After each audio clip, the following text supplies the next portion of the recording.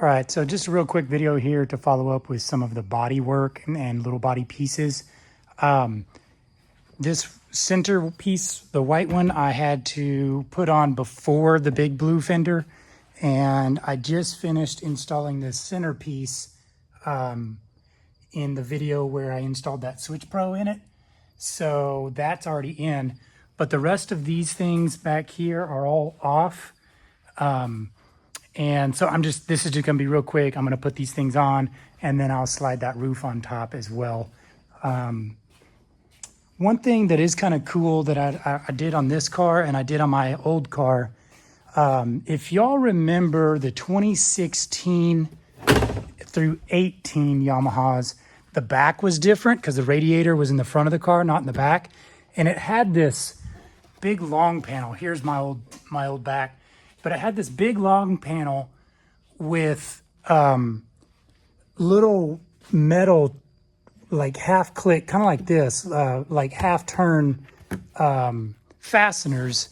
And they were really neat. And so when I took that rear part off of my 2016 car, I kept those little fasteners and I actually used them for the hood pins here. So now it's toolless to pop those out and to get that hood off.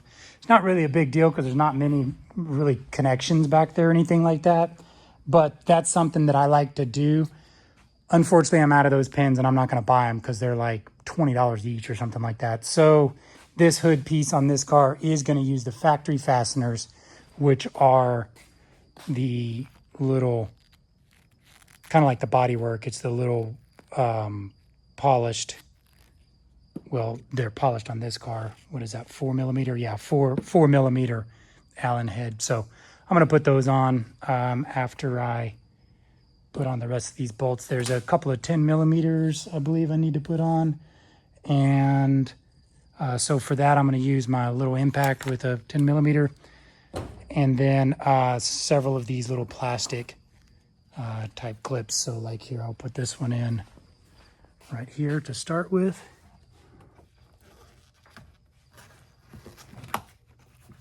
There's a name for these types of fasteners. I don't know what it is. I just call them plastic clips, but whatever. So next I'm going to put there's a couple of 10mm that go here on this actual white piece, the center console piece that hold it down to the car, and then that other hood piece goes over all of that.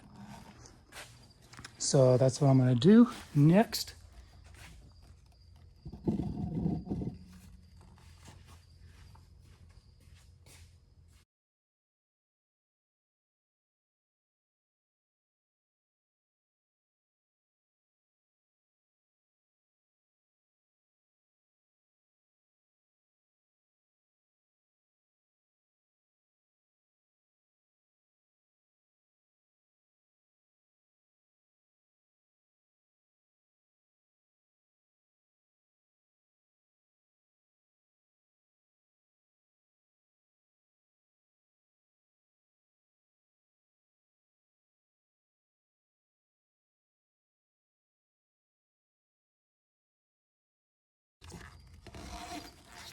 So I want to show you this piece. This is actually not an OEM panel. This is part of the GYTR turbo kit. It goes right here and it provides this little clean looking mesh grill for this cutout that you put for the intake. So that these holes have to be drilled after the fact, and Weller did all this for me when they installed the GYTR turbo kit. So this panel is different than it is on Brooklyn's car. Hers is not the GYTR turbo kit, and it's just held on by these 5 little plastic fasteners.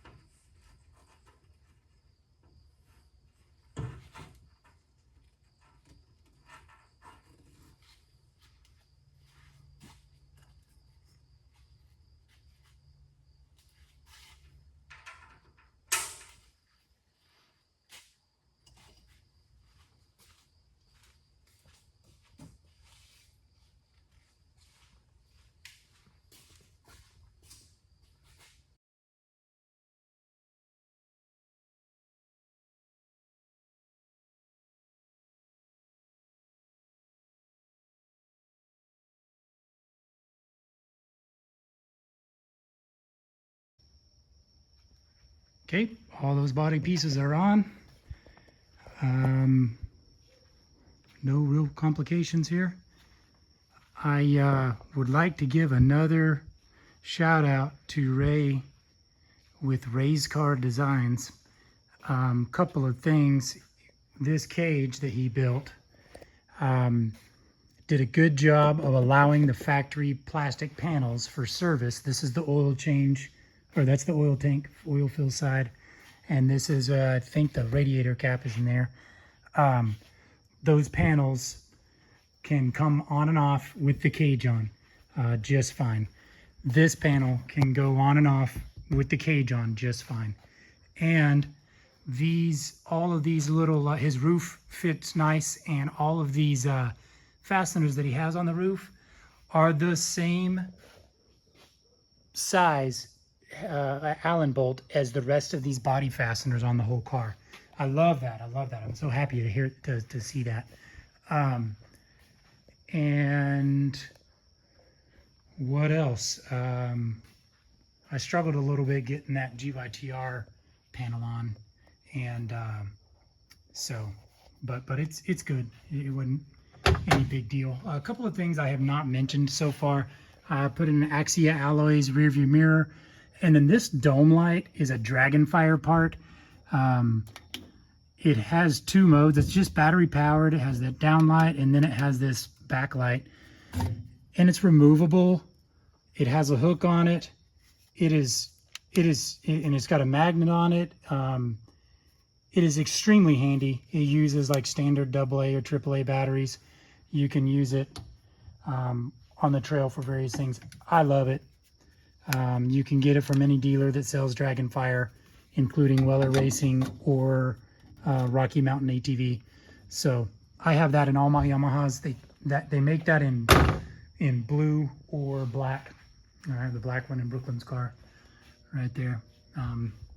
Anyways, it's nice. It is cheap. It's like 20 bucks, 15 bucks, something like that. Axia Alloys makes a lot of really cool parts. I love their mirrors. This cage does not have the bung on it, so I'm using the Axia Alloys clamp. Brooklyn's cage and my old YXZ cage have the bung welded into the frame or into the cage rail, so that's kind of handy. But that's it. All these body pieces are on. The roof's on. I'm going to put on the light bar now, and that'll finish up all my electronics in the other video. Ray made these little light bar brackets and a couple of fasteners here so that I can maintain the adjustability, and it has the same bolt pattern that fits the Baja Designs Onyx 6 light bars. So I don't really like the brow on the cage. I think it's a little too low, but the light bar is pretty much going to sit in that space. So I think it'll probably look fine once it's done, but I'm a little bit concerned about having that visibility limited when you're duning. When you're in the dunes, you do want to see not up, but you want some higher visibility, because a lot of times your car is pointed down a dune and you need to look up to see what your next transition is, and that blocks it. So if that it really limits the visibility, I'm probably going to look at a way to have that sheared off just down this line or something like that.